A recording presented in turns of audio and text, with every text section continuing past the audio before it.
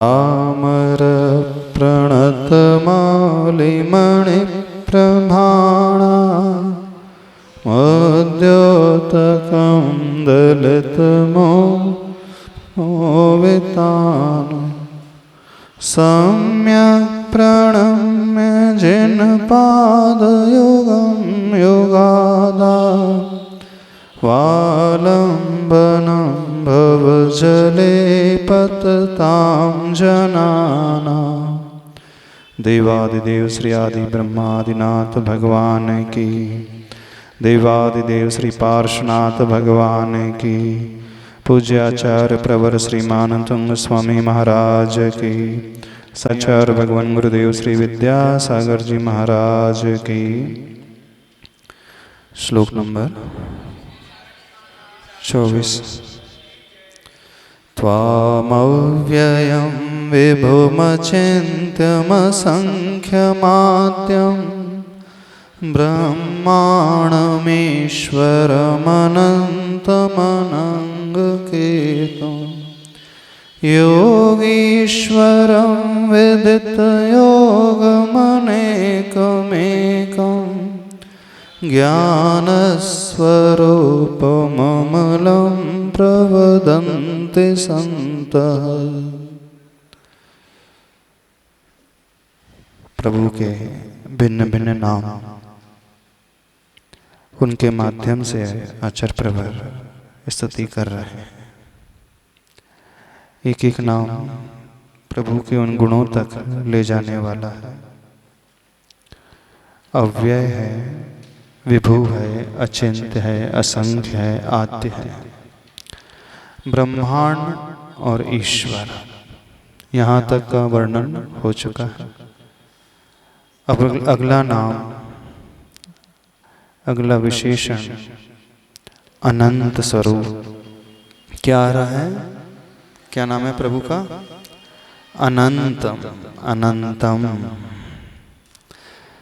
न विद्यते अंत यस्य सो अनंतः, अर्थात जिसका कभी अंत नहीं होता है वह अनंत कहलाता है। जिसकी कभी समाप्ति नहीं होती है वह अनंत कहलाता है।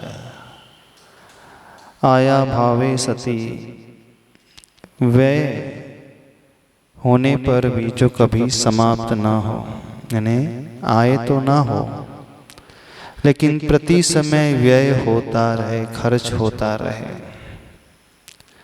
जैसे आपके पास इतना धन है, इतना धन है, आप प्रतिदिन उसे खर्च करते चले जाओ और सोर्स ऑफ इनकम ना हो, फिर भी कभी वह धन समाप्त ना हो, वो कहलाता है अनंत। हाँ, आय रहित व्यय, फिर भी वो एज इट इज बना रहे, जिसे कहा जाता है अक्षय स्रोत होना। जिसका क्षय नहीं वो अक्षय, जिसका अंत नहीं वह अनंत। अब यहाँ पर पहला विशेषण अव्यय आया था और अनंत भी कह रहे हैं। अब क्या डिफरेंस होगा अव्यय में और अनंत में? समझ सकते हैं? आचार्य प्रवर ने पहले अव्यय कहा। अव्यय का अर्थ हुआ था व्यय नहीं होना, समाप्त नहीं होना। अब यहाँ कह रहे हैं वे अनंत स्वरूप है, अंत नहीं होना। तो क्या दोनों एकार्थी हैं, एक जैसे ही है? दोनों का भाव क्या एक जैसा ही निकलेगा? नहीं, अनंत अव्यय से भिन्न होता है। अब उसे ऐसे समझें, प्रभु को अनंत चतुष्टय प्राप्त हुआ, वह कभी समाप्त नहीं होगा। वह ज्ञान, वह सुख, वह वीर क्वांटिटी की अपेक्षा नष्ट नहीं हो रहा है, तो उसे कथनचित हम अव्यय कह सकते हैं। जब हम अनंत कह रहे हैं तो वह टाइम पीरियड की अपेक्षा, काल की अपेक्षा। प्रभु का ज्ञान अनंत ज्ञान है, अनंत दर्शन है, अनंत सुख उनके पास है, अनंत शक्ति उनके पास है। ये क्वांटिटी कितनी शक्ति है? अनंत शक्ति। दुनिया के समस्त योद्धा भी आ जाएं, वे उन्हें पराजित नहीं कर सकते। दुनिया में जितना भी ज्ञान है, समस्त ज्ञान हम मिला लें वो एक तरफ, लेकिन प्रभु का ज्ञान एक तरफ। उनका सुख कितना है क्वांटिटी वाला? सबका सुख जो है बहुत सीमित, प्रभु का सुख असीमित, वो अव्यय की अपेक्षा। अब हम कह रहे हैं अनंत, तो वह अनंत काल की अपेक्षा घटाना ने जो उन्होंने प्राप्त किया है वो अब अनंत काल तक साथ रहेगा। काले कल्प सती पिच, सैकड़ों कल्प काल भी बीत जाए, वे प्रभु अब वहां से लौट करके नहीं आएंगे। उन प्रभु का वो ज्ञान कभी समाप्त नहीं होगा। संसारी अवस्था में क्या होता है? हमारे पास बहुत कुछ है, हमने याद भी कर लिया है, ज्ञान प्राप्त भी हो गया है, बुद्धि में आ भी गया है, लेकिन थोड़े दिनों के पश्चात हम भूलने लगते हैं, वह छूटने लगता है। लेकिन प्रभु के साथ क्या है? जो उन्होंने पाया वो अब अनंत काल तक रहेगा। फॉरएवर जिसे कहा जाता है शाश्वत, अब कभी नहीं है छूटेगा। हर एक की जो दौड़ हो रही है क्षणिक को पाने की, लेकिन एक दौड़ ऐसी भी है जो शाश्वत को पाने की, अनंत काल तक के पाने के लिए होती है। तो प्रभु जी ने जो साधना की है, उससे जो उपलब्धि उन्होंने प्राप्त की है, वो है भी अनंत और अनंत काल तक रहेगी। वो अव्यय स्वरूप है, लेकिन वो अनंत काल तक टिकने वाली है। हमने जो पाया है कितने काल तक टिकेगा? आपने जो भी पाया है संसार में, कब तक आपका साथ देगा? बताओ। क्षणिक नहीं, आप बोले 30 साल तक साथ रहेगा। आपने पत्नी पाई है, कब तक साथ रहेगी वो? 25 की एज में शादी हो गई, पूरी आयु जी रही है, ठीक है, 40 वर्ष 50 वर्ष सिल्वर जुबली, किसी की गोल्डन जुबली बन जाए, बहुत हुआ तो प्लेटिनम मना लो, अमृत महोत्सव मना लो, हाँ, स्वर्ण महोत्सव, रजत महोत्सव अथवा अमृत महोत्सव, बहुत पुण्यशाली है तो 75 साल तक दोनों की जोड़ी बनी रहती है, मिलते हैं। बहुत पुण्यशाली है तो दोनों चल रहे हैं, दादा दादी हैं, जीवित हैं, शादी हुई कितने साल के लिए? 75 वर्ष हो गए, अभी तक जी रहे हैं। हो सकता है 95 के तो यहाँ भी मिलते हैं, 99 के भी मिलते हैं, 98 के भी मिल रहे हैं। पहले तो 20 वर्ष में ही विवाह हो जाता था, 15 ही वर्ष में हो जाता था, 15 साल में हो जाता था। कहने का अभिप्राय यह है, संसारी व्यक्ति जो भी पाता है वो सीमित ही पाता है और सीमित काल के लिए पाता है।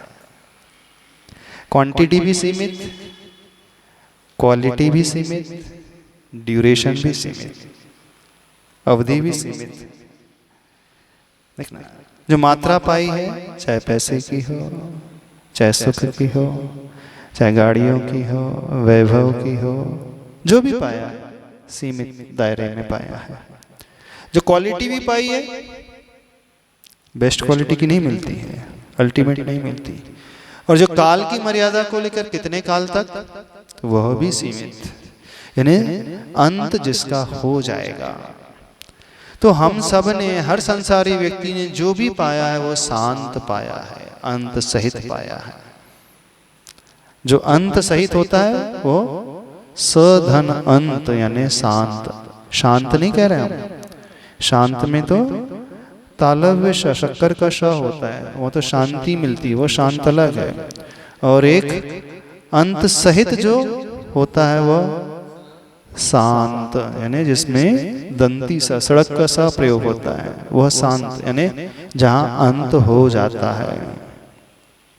किसी का मरण हो जाता है तो आप क्या कहते हैं? क्या हो गया? वो शांत हो गया कि शांत हो गया? चलो आपसे पूछ रहे हैं, जैसे आज किसी की गमी हो गई तो उसमें तालव्य सा था कि दंती सा था? आप बोले शांत हो गया, फलाना वो शांत हो गया। क्या था? उस शांत को आप कैसे लिखोगे? शांतिनाथ भगवान का शांत? क्यों सोचते नहीं होंगे क्या क्या लिखते हैं? हाँ शांत कहते तो हैं लेकिन वो समझते कौन सा है? शांतिनाथ भगवान वाला शांत। पर वो शांत नहीं है, वो शांत दंती सा सड़क का सा है। हाँ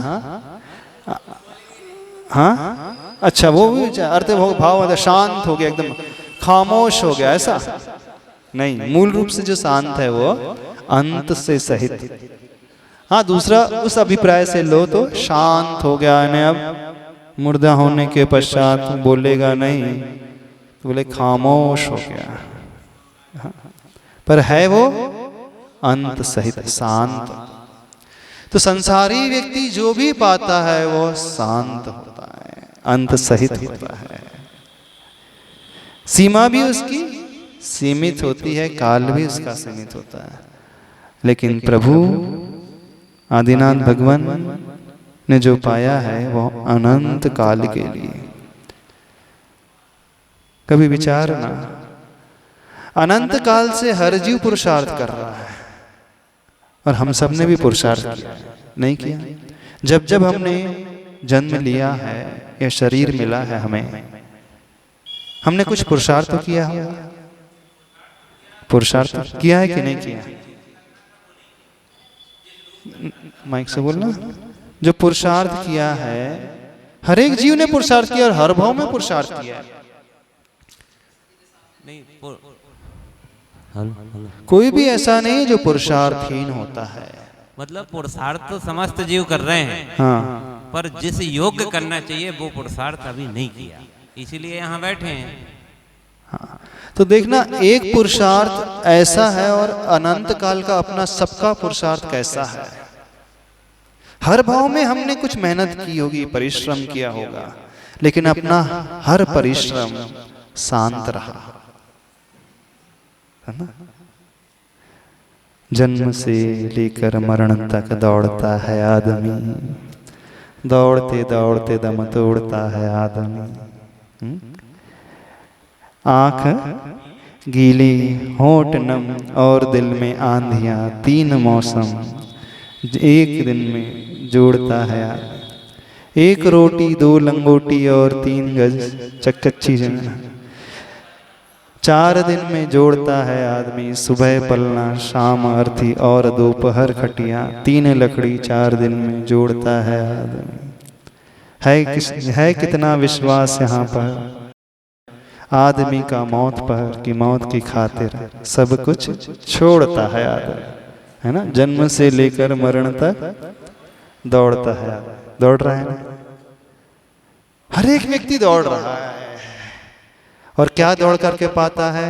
1 रोटी, 2 लंगोटी, 3 गज कच्ची जमीन, यही जोड़ पाता है। सुबह पलना है, शाम को अर्थी है, दोपहर खटिया है, 3 लकड़ी 4 दिन में जोड़ता है। आंखें गीली, होंठ नम और दिल में आंधियां, 3 मौसम एक संग ओढ़ता है आदमी। तीनों मौसम लेकर के चलता है कितना विश्वास यहाँ पर आदमी का मौत पर कि मौत के खातिर सब कुछ छोड़ता है। सब कुछ छोड़ता है ना, और हर एक व्यक्ति छोड़ता है। आज भी छोड़ करके कोई चला गया। सुनने में कल सोया तो उठा ही नहीं सवेरे। वो ये सोच करके नहीं सोया होगा कि मैं कल उठूंगा ही नहीं, ये सोच करके सोया होगा। महिला थी, पुरुष था? महिला। ये सोच करके सोई थी? नहीं, फिट थी, फर्स्ट क्लास थे।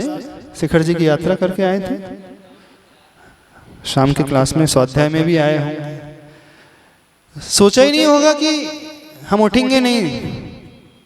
यानी हर व्यक्ति जब रात्रि में सोने के लिए जाता है तो प्लानिंग करके जाता है, कल उठ करके ये कार्य करना है, वो करना है, यहाँ जाना है, वहाँ जाना है।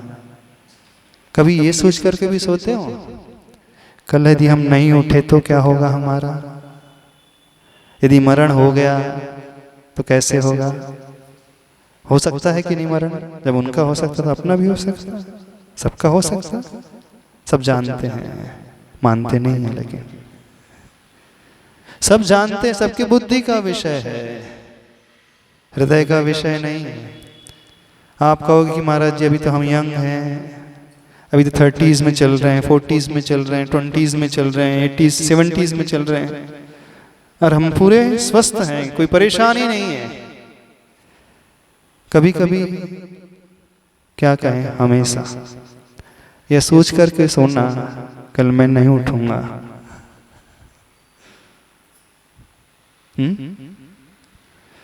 ये सोच करके सोना जो सत्य है, अनित्य भावना। राजा राणा छत्रपति हाथिन के असवार, मरना सबको एक दिन अपनी अपनी बार। फिर कहने के लिए, सुनाने के लिए, याद करने के लिए, किसके लिए? पाठशाला में पढ़ाने के लिए, है ना, बच्चों को समझाने के लिए, दूसरों को प्रवचन देने के लिए, उपदेश देने के लिए। तो देखना, हर भाव में इस जीव ने पुरुषार्थ किया है, दौड़ लगाई है, लेकिन दौड़ करके पाया क्या है? जो भी पाया है वो शांत पाया, अंत सहित पाया है। लेकिन एक दौड़ ऐसी भी होती है जहां अनंत की प्राप्ति होती है। एक पुरुषार्थ वो भी होता है जो आदिनाथ प्रभु ने किया अपने जीवन काल में। उनका पुरुषार्थ और हम सबका पुरुषार्थ तुलना करके देखना कभी। ऐसा नहीं कि संसारी व्यक्ति गृहस्थ पुरुषार्थ नहीं करता, मेहनत नहीं करता। कितनी मेहनत करता है, बहुत मेहनत करता है। जब उसे देखते हैं ना मेहनत करते हुए, थोड़ी तरस भी आने लगता है, कितनी मेहनत किए जा रहा है। लेकिन इतनी मेहनत के पश्चात तो पाता क्या है? खूब सारी जमीन भी हो गई है, बैंक बैलेंस भी हो गया है, गिरवी का सामान भी हो गया है, प्रॉपर्टी भी हो गई है, सोना चांदी भी हो गया है, इन्वेस्टमेंट भी हो गया है, शेयर भी हो गए हैं, म्यूचुअल फंड में भी आ चुका है, और क्या क्या आ गया। हाँ, कहाँ कहाँ इन्वेस्ट कर लिया है, सब कुछ है। कब तक साथ रहेगा? कोई 53 का हो गया, कोई 52 का हो गया, कोई 55 का हो गया, कोई 60 का हो गया। तो एक पुरुषार्थ ऐसा भी तो होता है जो अनंत को दिलाए। उस और दृष्टि भी तो लेकर के आना चाहिए हमें, नहीं रहा। एक बार भी यदि वो दृष्टि आ गई तो समझना वो दृष्टि समीचीन दृष्टि है। अभी तक ये दृष्टि ही पैदा नहीं होती किसी की। कोई भी नहीं सोचता, जहां तक हम समझते हैं।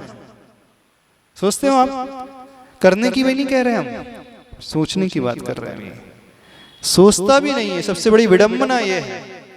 और जब हम सोच ही नहीं रहे हैं तो कदम कहां बढ़े? जब जब प्रभु का ये नाम कहो, अनंत ब्रह्मांडमीश्वरम अनंत मनंग के तुम। अनंत जब जब मुख से निकले तो क्या भाव हो पैदा? इस भाव में तो मैं कुछ ऐसा पुरुषार्थ करूंगा जो मुझे अनंत दिलाए। यदि पुरुषार्थ ना भी कर पाए तो ऐसी सोच पैदा करूंगा कि मेरी जिज्ञासा अनंत के लिए हो जाए, मेरी इच्छा जो है अनंत को पाने की हो जाए। आज इस भाव में इच्छा हो जाएगी तो हो सकता है आने वाले किसी भाव में उस ओर कदम भी बढ़ जाएंगे। निश्चित मान करके चलना, हमारी इच्छा कभी व्यर्थ नहीं जाती है, हमारी भावनाएं कभी व्यर्थ नहीं जाती हैं। एक नेचर का, प्रकृति का नियम है, जो हम सोचते हैं वही हम तक लौट करके आता है। जैसी वर्गणा हमसे निकलती हैं, जैसा हमारा एक्शन होता है उसी के अनुसार रिएक्शन होता है। हर क्रिया के अनुसार ही इसकी प्रतिक्रिया होती है। अभी तक की हर भाव की जो क्रिया रही है सबकी अंत वाली रही है, अंत को पाने, शांत को पाने के लिए रही है। पैसा भी, मकान भी, प्रॉपर्टी भी, दुकान भी, ज्वेलरी भी, बैंक बैलेंस भी, शेयर भी, जो भी पाया है आपने पाने की कोशिश की है, चाहे बच्चे हो, चाहे पत्नी हो, चाहे परिवार हो, शांत के लिए इच्छा की है हर जीव ने। अनंत की उसने इच्छा ही नहीं की अभी तक। और जब अनंत की इच्छा ही नहीं की है तो अनंत मिलेगा कैसे? अनंत कह करके रह जाते हैं लेकिन उसके अर्थ तक थोड़ा भी नहीं पहुंच पाते। पूरा तो बहुत दूर, पूरा तो पहुंचा ही नहीं जा सकता।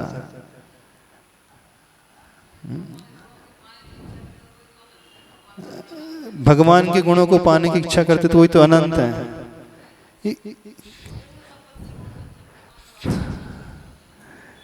उस और भाव जाना चाहिए। भगवान के गुण सब कहते रहते हैं, किसी को पता ही नहीं भगवान के गुण क्या होते हैं। शब्दों में नहीं कह रहे हम, शब्दों में सबको पता है, अनंत ज्ञान दर्शन वीर सुख सब गिना दोगे, शब्दों की नहीं बात कर रहे हैं हम उस भाव प्रणाली की बात कर रहे हैं जो आपको अंदर से हिलाए, वो बात कर रहे हैं। सामान्य नहीं, विशेष। हमने पहले भी कहा था विशेष की बात होना चाहिए हमेशा। अभी सब सामान्य की चल रही है। तो एक पुरुषार्थ एक भाव में ऐसा भी हो जो अनंत की ओर हो। सब बड़े संकीर्ण बुद्धि वाले हैं, बड़े छोटे में संतुष्ट हो जाते हैं,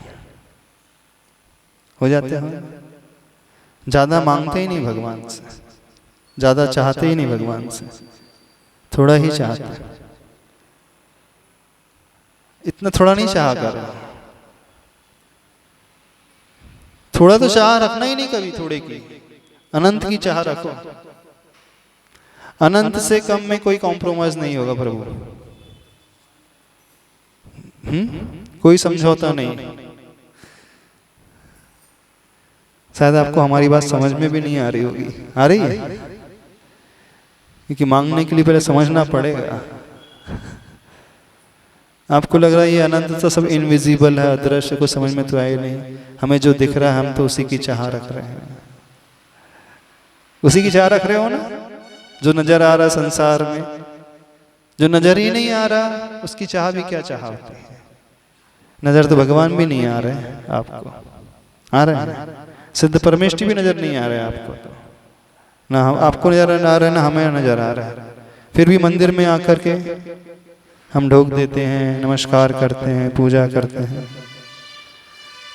तो चाह है क्या? समझ रहे हो? कुछ समझ में आ रहा है? नहीं समझ में आ रहा?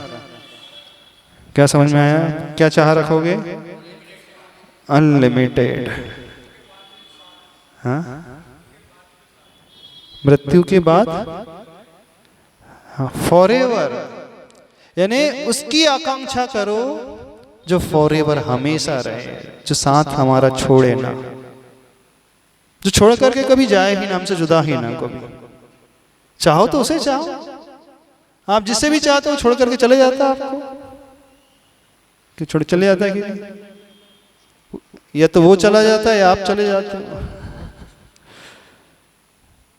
तो कभी ऐसी भी जो आकांक्षा नहीं, मैं शाश्वत की चाह रखूंगा, एक बार वो मिला तो कभी नहीं छूटेगा। और वो पुरुषार्थ अपना सही पुरुषार्थ है। बाकी का सारा पुरुषार्थ है ना बेवकूफी भरा पुरुषार्थ है। यानी मेहनत भी पूरी हो रही है और रिजल्ट, जितनी मेहनत कर रहा है व्यक्ति उसके अनुपात में पाता कितना है, बड़ा इस बात को लेकर के तरस आता है। जब जब किसी संसारी व्यक्ति को देखते हैं और उसकी मेहनत को देखते हैं, उसके जी जान लगा करके काम करने के ढंग को देखते हैं, वो सब कुछ छोड़ता है, भोजन पानी भी छोड़ देता है, इतना लग करके काम करता है, रात के 2-2 बजे तक लगा रहता है, खाना पीना छोड़ देता है, अपने सुख सुविधाएं भी छोड़ देता है, परिवार को छोड़ देता है, बच्चों को छोड़ देता है, बच्चे कहीं रह रहे हैं वो कहीं रह रहा है, हाँ वो कहीं जॉब करने चला जाता है। किसके लिए? किसके लिए इतनी मेहनत आखिर है? किसके लिए? तो बड़ा तरस आता है, नहीं जितनी मेहनत हो रही है उसके प्रोपोर्शन में उसे मिलता कितना है। अब थोड़ा सा दिमाग लगाना सोचो, यदि इतनी ही मेहनत हम दूसरे क्षेत्र में करें, किस क्षेत्र में जैसे प्रभु ने की थी, तो क्या मिलेगा? अनंत मिलेगा, अनंत। ऐसा नहीं है कि आप लोग मेहनत नहीं कर रहे हैं, मेहनत कर रहे हैं। और जो साधु होते हैं मोक्ष मार्ग में बढ़ने वाले, वो परिश्रम नहीं करते, वो भी कर रहे हैं। एक दिन आपसे कहा था परिश्रम किसका ज्यादा होता है, साधु का कि आप लोगों का? कठिनाइयाँ किसके मार्ग में अधिक होती हैं, हमारे मार्ग में कि आपके मार्ग में? बताना रानू जी, किसके मार्ग में कठिनाई ज़्यादा होती है? हाँ, गृहस्थों के मार्ग में ज़्यादा कठिनाई है। तो जो कठिनाई के मार्ग को चला करके अपना रहा है वो पहलवान, कि साधु के मार्ग में बढ़ रहा वो पहलवान? बलवान कौन है? बलवान तो साधु ही है। क्यों बलवान साधु है? जो कठिन मार्ग को अपना रहा है चला करके वो ज्यादा बलवान है। साधु तो कायर होते हैं। साधु कायर होते हैं कि नहीं होते? मार्ग तो उनका सम्यक है ना, इसलिए नहीं, कायर हो रहे कि नहीं? वो डर गए हैं, संसार से डर गए। हाँ डर गए। आप लोगों की मेहनत को देख करके डर गए। संसार में व्यक्ति की इतनी मेहनत करे यार, हम में तो इतनी हिम्मत नहीं है इतना टेंशन झेल सकते। आप ही झेल सकते हो, किस को झेलते हो पता नहीं। आप ही लोग झेल सकते हो ना। आप पत्नी को झेलते होंगे, आप पति को झेलते होंगे, सास ससुर को झेलते होंगे, बच्चों को झेलते होंगे, समाज को झेलते होंगे, नौकर को झेलते होंगे। कितनों को झेलना पड़ता है आप लोगों को। तो आप लोगों को देख करके मोक्ष मार्ग में जो बढ़ते हैं ना, तो वो कायर कहलाते हैं। तो आप सभी लोग बड़े बलवान हैं। नहीं, बलवान तो है। अच्छा, आपको जब इस मार्ग में आप लोगों ने प्रवेश किया था तो आपको पता नहीं था इस मार्ग में क्या क्या परेशानी आएंगी? मोक्ष संसार मार्ग में क्या क्या कठिनाई आएंगी गृहस्थी बसाने में? जितने बच्चे बच्चियां महिलाएं पुरुष वर्ग महाराज श्री इसी का नाम तो मोह है। नहीं पता था कि नहीं कठिनाई कौन कौन सी आएंगी? जी बिल्कुल जानकारी है। जब आप प्रवेश कर रहे थे तो आपने ये सोचा था कि हम भोग भूमि में प्रवेश कर रहे हैं, हमारे जीवन में कोई परेशानी नहीं आएगी, ऐसा सोच के प्रवेश किया था? बिल्कुल नहीं। क्या सोच करके प्रवेश किया था? कल्पनाएं की थी महाराज। कौन सी? बस सुखद कल्पनाएं की थी, मिला कुछ भी नहीं। इसी का नाम मोह है। सुखद कल्पनाएं की थी, मिला कुछ नहीं। नहीं, कल्पना की बात नहीं कर रहे, अभी वास्तविकता की हम बात कर रहे हैं। कल्पना अलग चीज है, वास्तविकता अलग है। यानी व्यक्ति जानता है। जितने भी लोग इस मार्ग में एंटर करते हैं, क्या उन्हें पता नहीं रहता है? हर एक को पता रहता है, फिर भी वो प्रवेश करता है कि नहीं करता? यानी उससे पता है इतने चैलेंजेस हैं, इतनी कठिनाइयां हैं, इतनी परेशानियां आएंगी, फिर भी वो एंट्री कर रहा है। तो कितना बलवान है वो। साधु उस अपेक्षा से कायर है कि नहीं? बिल्कुल कायर है। बिल्कुल, हम कह रहे कायर है। साधु से बड़ा कायर कोई नहीं होता, और आचार्य से बड़ा कायर और कोई नहीं है। वो तो पहले ही छोड़ करके मैदान छोड़ करके भाग गए। लेकिन आप लोगों की मानना पड़ेगा, क्षमता, लड़ने की शक्ति, इच्छा, सहन करने की शक्ति, मानना तो पड़ेगा। नहीं मानना पड़ेगा? अब देखना, जितनी मेहनत आप कर रहे हैं उसके एवज में पाओगे क्या? अब थोड़ा सा गणित लगाओ, गुणा भाग लगाओ, क्या पाओगे आप लोग? जो पढ़ाई कर रहे हैं, डिग्री कर रहे हैं, जॉब तलाश कर रहे हैं, जो शादी के लिए लड़का देख रहे हैं, लड़कियां देख रहे हैं, हाँ दुकान कर रहे हैं, ये कर रहे हैं, इतना परिश्रम करने के बाद at the end of the day मिलेगा क्या? क्या मिलेगा? और जो भी मिलेगा वो कब तक के लिए मिलेगा? कितना मिलेगा और कब तक के लिए मिलेगा? 8 का गणित है। हाँ, 8 एकम 8, 8 दूनी 16, 6 और 1 7, 8 तिया 24, घटते जाओ, 0 पे आ जाएगा। अच्छा। और साधु का गणित 9 का। हाँ, 9 एकम 9, 9 दूनी 18, 8 और 1 9, 9 तिया 27, 7 और 2 9, पूर्णांक। तो इतने जब समझदार हो, इतना सब जानते हो, फिर भी क्यों गड्ढे में गिर रहे हो? या तो बहुत बलवान हो अथवा बहुत बेवकूफ हो। क्या हो? जो जान करके गलती करे वो क्या है? बेवकूफ है। क्यों बेवकूफी कर रहे हैं? हमारा जी मन है कि मानता ही नहीं है, मोह है कि वो आगे बढ़ने देता ही नहीं। हम नहीं कह रहे बढ़ जाओ, पर सोचो, हम ये कह रहे हैं एक आकांक्षा अनंत को पाने की भी भीतर पैदा करो, प्रभु को देख करके, प्रभु के दर्शन से, इस स्तुति से, श्लोक को पढ़कर, शब्द को कह करके। सोचना विचारना, जब भी अनंत अपने मुख से निकले, प्रभु इस भाव में मैं कुछ ऐसा सोचूंगा, ऐसा करूंगा।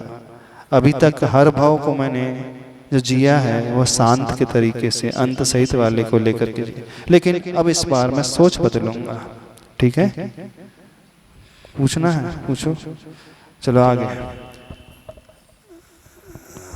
नमोस्तु महाराज। ममता जैन मेरठ से पूछ रही हैं, तीर्थंकर भगवान तोला धारण भावना भाते हैं जिसमें तीर्थंकर पद मिलता है, लेकिन जब भगवान युद्ध करते 6 खंड जीत कर चक्रवर्ती बनते हैं तो उसमें जीव हिंसा होती है, तो उन्हें हिंसा करते 6 खंड जीतने की क्या आवश्यकता थी? अच्छा, तीर्थंकर भगवान 16 कारण भावना भाग करके तीर्थंकर प्रकृति बांधते हैं, जो चक्रवर्ती बनते हैं उस पद में आते हैं तो 6 खंड जीतने के लिए युद्ध लड़ते हैं। क्यों कर रहे हैं सब? वो एक नियोग होता है, चक्रवर्ती को मारना किसी को नहीं पड़ता, वह हिंसा नहीं होती, बस उनका एक तीर पहुंच जाता है, संदेश पहुंच जाता है तो सारे राजा अपने आप सरेंडर कर देते हैं, सारे सरेंडर कर देते। बस नाम सुनकर के अच्छा चक्रवर्ती जी आ रहे हैं, हम उनकी आज्ञा में ही रहेंगे, उनकी आज्ञा शिरोधार, हम उनके दास बन करके रहेंगे, सेवक बन करके रहेंगे, राज्य संचालित करेंगे, जो भी टैक्स है कर है वो चुका देंगे। बस इतना ही करना पड़ता है, किसी को मारना नहीं पड़ता उन्हें। हाँ हाँ, द्रव्य हिंसा नहीं होती है, हाँ भाव हिंसा तो होती है। जब किसी को आज्ञा दी जाती है, अंडर में किया जाता है, दबाया जाता है, तो भाव हिंसा तो होती है, लेकिन असंयमी अपने मान की पुष्टि के लिए कुछ भी कर सकता है, भले ही वो तीर्थंकर भी क्यों ना हो। तीर्थंकर बनने की शुरुआत मुख्यतया संयम से होती है। 16 कारण भावनाओं में जो भावना भाई थी वो अलग चीज है, लेकिन संयम की ओर जब कदम बढ़ाते हैं तभी वह उस हिंसा को त्यागते हैं, बिना उसके कुछ नहीं करते। चाहे वो भरत चक्रवर्ती हो, चाहे शांतिनाथ भगवान हो, चाहे कुंथुनाथ भगवान तीर्थंकर चक्रवर्ती हो, चाहे अरनाथ भगवान हो, वो उस नियोग को भी पूरा करते हैं और अपना मान को भी पोषित करते हैं और लोगों को, सभी 6 खंड के राजाओं को अपने अंडर में रखते हैं उस अपेक्षा से। द्रव्य हिंसा नहीं होती। आगे चलिए।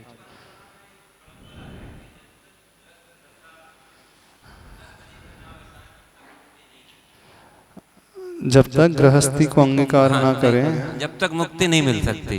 ये तो वैष्णव धर्म में आता है, वैदिक परंपरा में ऐसी मान्यता है। क्योंकि वो कहते हैं कि आप बाल ब्रह्मचारी हैं। पितृ ऋण जब तक ना चुकाया जाए तब तक वह वैकुंठ की प्राप्ति नहीं, आपकी मुक्ति हो ही नहीं सकती। उनकी मन है, पर ऐसा नहीं है। वैसे देखा जाए तो जैन धर्म में जितने तीर्थंकर होते हैं चारों ही पुरुषार्थ को करने वाले होते हैं, धर्म पुरुषार्थ, अर्थ पुरुषार्थ और काम पुरुषार्थ। पहले 3 पुरुषार्थ को करते हैं, बाद में मोक्ष पुरुषार्थ में वे प्रवेश करते हैं, संचालन करने के लिए, शिक्षा देने के लिए। ये तो हुंडा अवसर्पणी की देन है, पंच बाल यति हो गए, बाल ब्रह्मचारी तीर्थंकर हो गए। नहीं तो वे पहले गृहस्थी बसाते हैं, विवाह करते हैं, पूरा जीवन जीते हैं, फिर बाद में त्याग के मार्ग में निकलते हैं। सामान्य नियम तो यही है, लेकिन हुंडा अवसर्पणी है तो भगवान महावीर स्वामी की परंपरा चल रही है, इस कारण पंचम काल में भी अभी भी चले जा रही। बाल ब्रह्मचारी संघ बना हुआ है आचार्य भगवान का, और बाल ब्रह्मचारिणी बहनें भी हैं ढेर सारी, तो ये चल रहा है। सामान्य तरीके से वैसा होता नहीं, पर ये नियम नहीं है कि यदि बाल ब्रह्मचारी है तो उनकी मुक्ति नहीं हो सकती, हो सकती, उसमें कोई बाधा नहीं। अगला नाम, अगली संज्ञा, अनंतम के बाद कौन सी संज्ञा आ रही है? अनंग केतुम। अनंग का अर्थ होता है, क्या होता है? जिसका अंग नहीं सो अनंग, यानी दूसरा नाम है काम। अनंग यानी काम, केतुम यानी उसको नष्ट करने वाले, जिन्होंने काम के ऊपर विजय प्राप्त कर ली है, जिन्होंने अपनी वासना के ऊपर विजय प्राप्त कर ली है, समस्त इच्छाओं को जिन्होंने जीत लिया है, वह अनंग केतुम माने जाते हैं। पूर्ण शील का जो पालन कर रहे हैं, बिना उसके कल्याण नहीं होता है। सबसे कठिन है किसे जीतना, अनंग को जीतना सबसे कठिन। जितने भी प्रतिमान योग ग्रंथ हैं उसमें उठा करके देखना, जब जब सिद्धि का प्रकरण आता है, मोक्ष मार्ग की बात नहीं कर रहे, लौकिक सिद्धि की भी बात कर रहे हैं, चाहे वे विद्याधर हो चाहे कोई अन्य हो, तो उनके लिए एक नियम होता है, सिद्धि उसे ही होती है जो उतने समय तक ब्रह्मचर्य का पालन करता है।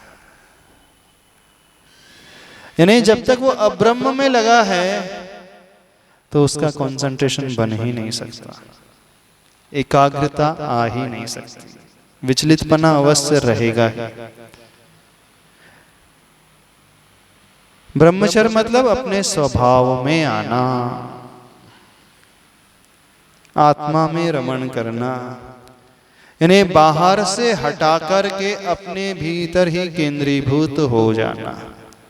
तो लौकिक सिद्धि की भी हम बात करते हैं, लौकिक सिद्धि की भी प्राप्ति के लिए चाहे वो तंत्र कर रहा हो, क्रिया मंत्र सिद्धि कर रहा हो, चाहे वो विद्याधर हो, पद्म पुराण यदि आपने पढ़ा होगा है ना, वो विद्याधर हैं जितने भी, चाहे रावण के भाई हैं, कुंभकर्ण हो, विभीषण हो, अथवा उनका वो भांजा हो, शूर्पणखा का जो पुत्र था, क्या नाम है, खरदूषण, वो भी जंगल में बैठ करके तपस्या कर रहा था, लेकिन तपस्या करते समय एक शंभु नाम आता है।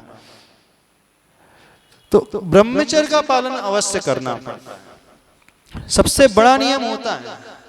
बाकी अन्य नियम में तो शिथिलता चल जाएगी, उपवास आदि वो अलग चीज हो गई, लेकिन यदि ब्रह्मचर्य का पालन नहीं हो रहा है तो कोई भी विद्या सिद्ध नहीं होती। और जब हम आत्मा की सिद्धि की बात कर रहे हैं तो उसके लिए तो अनंग केतुम होना आवश्यक है। विशल्य का उदाहरण भी आप लोगों ने सुना होगा ना, लक्ष्मण की पत्नी जिसके स्नान किए हुए जल से ही रोग दूर हो जाते थे। कैसे उसे वो सिद्धि हुई थी? पूर्व भाव में, अनंग सरा की पर्याय में, जंगल में शील व्रत का पालन करते हुए उसने हजारों वर्ष तपस्या की थी। उस शील का प्रताप था कि अगले भाव में उसे ये विशेषता मिली थी, उसके शरीर में विशेषता थी जन्म से ही, कि जैसे जैसे वो स्नान करेगी उस जल से सारे लोग स्वस्थ होते चले जाएंगे। और लक्ष्मण की शक्ति भी उसी से दूर हुई थी। लेकिन एक विशेष बात ध्यान रखना, उसकी ये सिद्धि तभी तक काम में आई जब तक उसका विवाह नहीं हुआ था। जैसे ही उसका विवाह, विशल्या का विवाह लक्ष्मण से हो जाता है, उसके पश्चात उसकी सिद्धि घटते चले गई। फिर बाद में वो शक्ति नहीं रहेगी उसके पास, जो शक्ति उसे जन्म से मिली थी। उसके स्नान किए हुए जल से लोगों के रोग दूर हो जाते थे। जब विवाहित हो गई फिर वो समाप्त हो गई। क्यों समाप्त हो गई? समझना इस बात को। इन्हें पूर्व भाव की साधना अभी तक चली हुई आ रही थी, इतने वर्षों तक चलती रही। जब इतने वर्षों तक चलती रही तो पूरी इस मनुष्य पर्याय में चलना था। लेकिन जब तक वह कुंवारी थी तब तक तो वह कार्य करती रही शक्ति, लेकिन विवाहित होते हुए गायब हो गई, क्षीण हो गई। क्यों? जब जब अब्रह्म का सेवन होता है तब तक शक्ति का ह्रास होता है, पतन होता है। और जब हम आत्मा की प्राप्ति की बात कर रहे हैं, उस एनर्जी के अपवर्ड मूवमेंट की बात कर रहे हैं, ऊर्ध्वरेता की बात कर रहे हैं, ऊर्ध्वगमन की बात कर रहे हैं, तो उसमें तो उस अनंग को जीतना परम आवश्यक है। कई लोग आते हैं ना प्रश्न करने, महाराज जी बड़ी विकट परिस्थिति चल रही है, परिवार में ऐसा है वैसा है, क्या करें, कैसे इससे उबरें, संकट कैसे टले, सबसे अच्छा तरीका है, थोड़ा कठिन तरीका है। जब तक संकट ना टले तब तक के लिए ब्रह्मचर्य की साधना शुरू कर दो, देवता लोग भी हिल जाएंगे। बिल्कुल, देवता लोग भी हिल जाएंगे, वो आ जाएंगे आपकी रक्षा करने के लिए, आपकी दुविधाओं को, परेशानियों को दूर करने के लिए। यदि इतनी शक्ति है भीतर तो आजमा करके देख लेना। ब्रह्मचर्य की साधना सबसे बड़ी साधना होती है। हाँ हाँ, विशुद्ध रूप से पालन करे तो अपने आप ही बहुत कुछ प्रकट होने लगता है। निर्दोष वो पालन कर रहा है ब्रह्मचर्य का, तो सारी सिद्धियां अपने आप जो इस पंचम काल में हो सकती हैं सामान्य रूप से हो जाती हैं। वचन सिद्धि आदि, जैसे आचार्य भगवान को अपन ने देखा। क्यों आचार्य भगवान के इर्द गिर्द इतना प्रभाव, क्यों उनका ऑरा इतना पावरफुल, क्यों उनकी प्रभावना इतनी अधिक, क्यों उनके पास जो जाता है उनका ही होकर के रह जाता है, जबकि वो कुछ कहते नहीं, कुछ मंत्र देते नहीं, कोई टोटका करते नहीं, न पिछी लगाते हैं, न किसी से कुछ कहते। कभी सोचा है क्यों ऐसा? सिर्फ उनकी साधना के बल पर, निर्दोष साधना के बल पर, निरतिचार जो तपस्या है, जो अंदर की तपस्या है, शील स्वभाव वाली तपस्या है, निष्प्रहता और ब्रह्मचर्य की साधना, उसके बल पर वो सब कुछ पा जाता है। उन्होंने इसी के बल पे पाया है। आप भी पालन करके देख लो, चमत्कार हो जाएगा। श्रावक और श्राविका की अवस्था में विजय सेठ विजया सेठानी श्रावक श्राविका ही तो थे कि नहीं? कोई मुनि महाराज तो थे नहीं, गृहस्थ थे। हाँ, चंदोबा काले से सफेद हो गया। हाँ, सेठ सुदर्शन गृहस्थ में। उठा करके देखो कितने उदाहरण। आप कहोगे हमारी चौथे काल की बातें वो सब, पंचम काल में थोड़ी वो सब ये होता है। हाँ होता, हाँ बिल्कुल नहीं होता है। क्यों नहीं होता? वो आप स्वयं ही जानते क्यों नहीं होता। हर व्यक्ति लगा हुआ उसी में, मन से लगा हुआ है, वचन से लगा हुआ, भले काय से न लगा हुआ। अब ब्रह्म में लगा है कि नहीं? काय से भले वो सुरक्षित है, काय से भले वो दोष ना लगा रहा हो, लेकिन और मन और वचन से कितने दोष लगाता है वो? बताओ। आप न्यूज़पेपर खोलोगे तो दोष, मोबाइल ऑन करोगे तो दोष, टीवी देखोगे, होता है कि नहीं? नहीं होता। यानी आज ऐसी स्थिति आ गई है, इतना आचरण गिरता चला जा रहा है, और हम अपेक्षा कर रहे हैं कि चमत्कार तो देखने में नहीं आते पंचम काल में। होंगे कैसे? चमत्कार के योग्य कुछ आचरण भी तो हो। वो देवता लोग क्यों नहीं आते पंचम काल में? बताओ।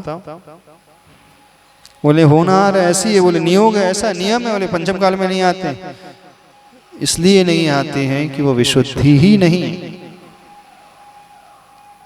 आचरण की विशुद्धि है ही नहीं। वो बुलाने से नहीं आते, वो तपस्या से प्रभावित होकर के आते हैं। आचरण को देख करके, चरित्र को देख करके आते पूजा करने के लिए। उस व्यक्ति की दृढ़ता को देख करके आते हैं। वो असंयमी भी क्यों ना हो, जैन से मतलब नहीं, वो अजैन भी क्यों ना हो। यदि अजैन भी है तो वे आ जाएंगे, चांडाल भी तो आ जाएंगे। चलो,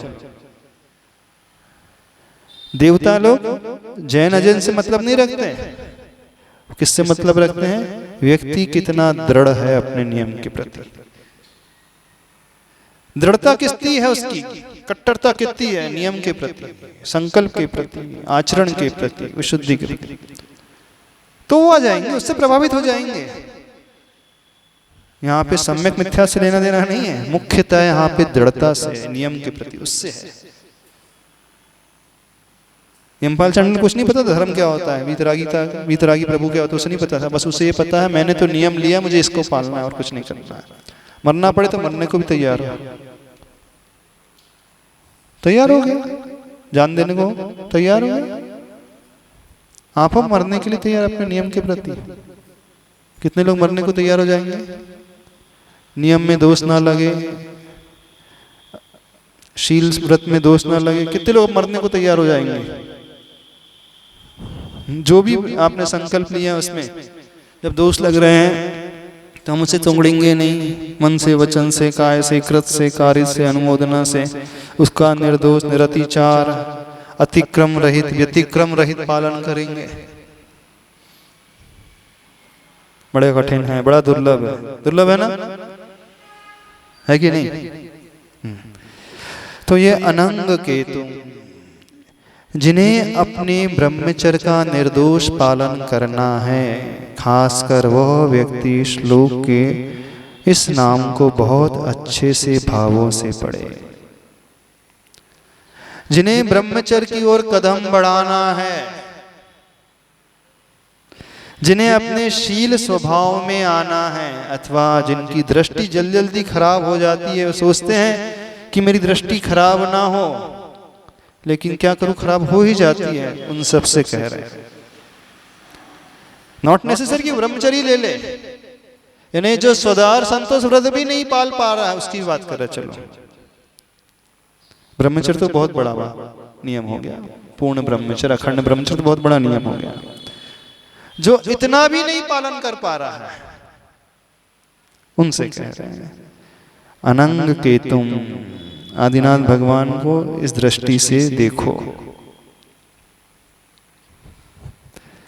बड़ा कठिन है जब मुख से ये निकले अनंग केतु, तो आप क्या सोचते हैं अनंग केतुम से? ये पढ़ते हुए शब्द कहते हो, क्या सोचते हो? कुछ सोचते भी हो, नहीं सोचते? कुछ नहीं सोचते। केतु ग्रह के बारे में सोचने लग जाते हैं, केतु ग्रह कुछ होता है। हाँ, भाव भासना होती ही नहीं, द्रव्य भासना चलती। आनंद तानम कछु ना जाना, अरे तो उसमें श्रद्धा है, उसमें तो सिद्धि हो जाएगी। आनंद तानम में तो उसमें दृढ़ता है, सिद्धि हो जाएगी। महाराज जी केतु का मतलब? केतु का अर्थ अग्नि के अर्थ में भी आता है, भस्म करने के लिए केतु का अर्थ ऐसा भी आता है। जैसे केतु ग्रह है, सूर्य को ग्रसित कर लेता है, उस अपेक्षा से भी आ जाता है। केतु को ऐसा भी लिया है, संसार के काम को भस्म करने से, यानी जैसे केतु जलाने वाला होता है, जैसे अग्नि जला देती है ना, तो अनंग को जो जलाने वाले, भस्मीभूत करने वाले, नष्ट करने वाले, इस अपेक्षा से केतु का अर्थ लिया है। तो अनंग को जिन्होंने भस्म कर दिया है, काम को जिन्होंने जीत लिया है, काम के ऊपर विजय प्राप्त कर ली है, तो वह अनंग केतु। तो जो अपने काम को जीतना चाहता है, कामना की बात, काम को जीतना चाहता है। अधिकांश लोग तो जीतना ही नहीं चाहता, चाहते भी हो कि नहीं? थोड़ा डेलिकेट टॉपिक है ना, बड़ा सेंसिटिव है, सेंसिटिव है ना।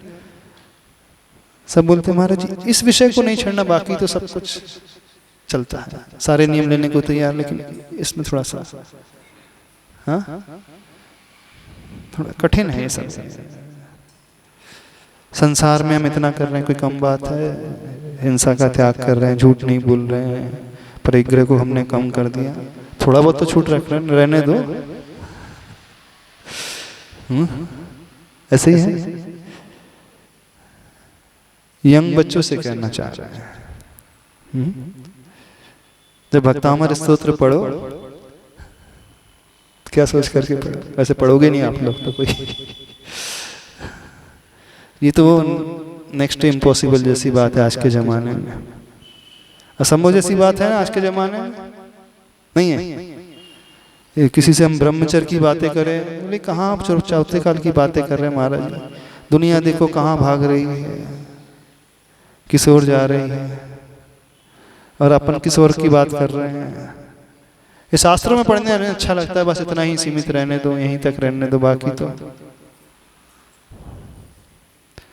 फिर भी कह रहे हैं यदि दृढ़ता से अपने शील व्रत को पालना चाहते हो निर्दोष तरीके से, जिसने भी जो नियम लिया है, अथवा इस ओर बढ़ना चाहते हो, तो इस श्लोक को इस भाव से पढ़ना, प्रभु को इस भाव से देखना, ऐसा चिंतन लाना, भाव दशा भाव भासना कुछ ऐसी करने की कोशिश करना। आगे बढ़े। फिर कौन सा विशेषण दिया है, कौन सी संज्ञा है? योगीश्वर। क्या अर्थ होता है योगीश्वर का? योगियों के भी आप ईश्वर हैं, स्वामी हैं। जो योगी साधना कर रहे हैं वो भी आपके चरणों में झुके रहते हैं, वह भी आपको अपना आदर्श मानते हैं, रोल मॉडल मानते हैं। जिन्हें हम रोल मॉडल मान रहे हैं वो उन्हें रोल मॉडल मान रहे हैं। हम आचार्य भगवान को अपना रोल मॉडल मान रहे हैं, आदर्श मान रहे हैं, लेकिन आचार्य श्री बड़े बाबा को मान रहे हैं, आदिनाथ भगवान को मान रहे हैं। जब आचार्य श्री जैसे साधक उनके लिए इतने झुके हुए रहते हैं, उन्हें इतना मान देते हैं, इतना हृदय से याद करते हैं, तो फिर हमें करना चाहिए कि नहीं करना चाहिए? क्योंकि हमने तो भगवान को देखा नहीं। आपने देखा आदिनाथ भगवान को? किसी ने नहीं देखा। हमने किसे देखा? हम तो वर्तमान में चलते फिरते जो साधना करने वाले साधक हैं उन्हें देख रहे हैं, आचार्य श्री को देख रहे हैं। वो ही हमारे लिए सब कुछ है, उनकी साधना ही सब कुछ हम स्वीकारते हैं, उनकी तपस्या ही उनकी भक्ति ही। अब जिन्हें हम अपना सब कुछ स्वीकार रहे हैं, उनके स्वरूप को देख रहे हैं, उनकी साधना को देख रहे हैं, अब हम यह भी देखें वो किसे स्वीकार रहे हैं, वो किसे याद कर रहे हैं, किसका नाम स्मरण कर रहे हैं, किसकी जाप कर रहे हैं, किसकी भक्ति कर रहे हैं, किसकी पूजा कर रहे हैं। अच्छा वो आदिनाथ भगवान को मानते थे, फिर तो हमें भी मानना ही चाहिए। अब हम योगी के माध्यम से आदिनाथ भगवान के चरणों में समर्पित हो गए। अब हमने आदिनाथ भगवान के गुण को नहीं देखा, अब हमने किसे देखा है? योगियों को देखा है, जो बहुत महान होते हैं। अब जो व्यक्ति स्वयं इतना महान है, वो यदि किसी को पूज रहा है तो सामने वाले में कुछ क्वालिटी अवश्य इसका अर्थ है ना? बस ये भाव भीतर में आ जाए, आप सामान्य लोगों के ईश्वर ही नहीं है प्रभु, आप तो योगियों के भी ईश्वर हैं। कैसे योगी? जो ग्रीष्म काल में पर्वत की शिखरों पर खड़े होकर के तपस्या करते हैं, जो 6-6 महीने के उपवास करते हैं, ऐसे योगी। जो 4-4 महीने तक वृक्ष के नीचे खड़े होकर के ध्यान में डूबे रहते हैं, ऐसे योगी। जो शीत ऋतु में सरोवर के नदी के तट पर खड़े होकर के ठंडी ठंडी लहरों को, उसके थपेड़ों को सहते हुए भी रात के अंधकार में शीतल चांदनी को देखते हुए, लेते हुए अडिग खड़े हैं, कपकपाती ठंड पड़ रही है, दांत कटकटा रहे हैं, फिर भी मन में ये भाव नहीं आ रहा है कि कोई प्रतिकार कर दे, कहीं से अग्नि जला दे, अलाव जला दे, कंबल उड़ा दे, कोई गर्माहट पैदा कर दे। ऐसे वो ध्यान में मग्न हैं, और ध्यान में मग्न होने के साथ साथ वे आपको मान रहे हैं, पूज रहे हैं। नहीं, ऐसे महान योगी जो रिद्धियों से संपन्न होते हैं, 63 रिद्धियां जिनकी प्रकट हो जाती हैं, ऐसे महान योगी भी आपकी भक्ति कर रहे हैं, आपको स्वामी के रूप में स्वीकार कर रहे हैं। धन्य है, आपकी महिमा कितनी महान है। सोचते हो ऐसा? नहीं सोचते। क्या सोचते हो आप लोग? कुछ नहीं सोचते। सोचा करो थोड़ा सा। तो योगीश्वर प्रभु आप ऐसे योगियों के ईश्वर हैं। डिटेल में ज्यादा नहीं कर रहे हैं, श्लोक को समाप्त भी करना है। हाँ? अगला नाम, अगली संज्ञा है विदित योगम। विदित योगम, विदित का अर्थ है जिन्होंने जान लिया है, किसे जान लिया है? सारी योग साधना को जिन्होंने स्पष्ट तरीके से जान लिया है, अथवा जो विशिष्ट प्रकार के योग में डूबे रहते हैं पूर्व में तपस्या की अवस्था में। जैसे आदिनाथ भगवान जब उन्होंने दीक्षा ग्रहण की, दीक्षा लेते ही 6 महीने के संकल्प के साथ ध्यान में बैठ गए, प्रवेश कर गए। प्रतिमा योग धारण करके, योग से मतलब प्रतिमा योग यानी एक आसन में बैठे हैं, बिना हिले डुले। उपसर्ग आ रहा है उसे भी सहन कर रहे हैं, सर्दी गर्मी उसे भी झेल रहे हैं, प्रतिकूलता शरीर में आ रही है उसका भी कोई प्रतिकार का भाव नहीं। ऐसे प्रतिमा योग में जो बैठे हुए हैं, जैसे बाहुबली भगवान खड़े थे तो खड़े ही रहे, सांप आ गए, बिच्छू आ गए, छिपकली आ गई, लताएं चढ़ गई शरीर पे, फिर भी वो चलायमान नहीं हुए। यानी आदिनाथ भगवान जब ध्यान अवस्था में थे तो ऐसे बैठे थे मानो कोई मूर्ति ही हो। और जंगल में रहने वाले पशु हिरण आदि अपनी खाज उनकी पीठ से खुजलाते थे, उपल खाज खुजावती, क्या मान करके? ये जीवंत मनुष्य नहीं है, ये तो कोई प्रतिमा है ही है प्रभु की, जड़ है जिसके भीतर चेतना नहीं है, जो हिलती डुलती नहीं है, ऐसी स्थायी प्रतिमा है। तो उससे अपनी खुजली मिटाते थे कि पशुओं को खुजली बहुत चलती है। आपने देखा होगा गाय जो होती है ना, दीवार के सहारे रगड़ करके चलती हैं, कई बार बकरियां होती हैं, अन्य भी जो पशु होते हैं, जब उनकी खुजली बहुत चलती है तो ये जमीन में लोटपोट होने लगते हैं। कई जीवों को आपने देखा होगा, चाहे बिल्ली हो, अनेक प्रकार के जीव अपने शरीर की खुजली खुजाने के लिए, क्योंकि उनके शरीर में बहुत सारे जुएं आदि पैदा हो जाते, बहुत खुजली चलती है उन लोगों को, उन जीवों को। तो वो अपनी खाज कैसे खुजाते हैं? कोई ऐसे पत्थर को देख करके, कोई ऐसी दीवार मिल जाए अथवा पेड़ का तना मिल जाए। तो जब जंगल में आदिनाथ भगवान ध्यान अवस्था में बैठे थे तो वो हिरण, वो बकरियां आदि अन्य पशु क्या करते थे? अपनी चमड़ी को उनकी पीठ से रगड़ते थे एकदम, फिर भी वो ध्यान से विचलित नहीं होते। अपन जब ध्यान करने बैठेंगे, एक मच्छर आकर के बैठ जाए तो देख लो क्या हालत होती है। माला में बार बार उड़ाने बैठ जाएंगे, माला भी चल रही फिर उड़ाने बैठ जाएंगे, है ना। एक मच्छर भी सहन नहीं कर पाएंगे। कर पाते हैं?